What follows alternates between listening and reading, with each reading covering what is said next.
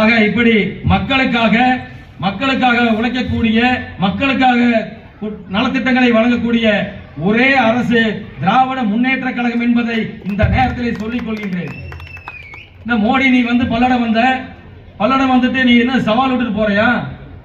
திராவிட முன்னேற்ற கழகம் அழிந்து போகும் என்று. இப்படி அழிந்து போகும் சொன்னவர்கள் எத்தனை பேர்? சொன்னவங்க பூரா அழிஞ்சிட்டாங்க.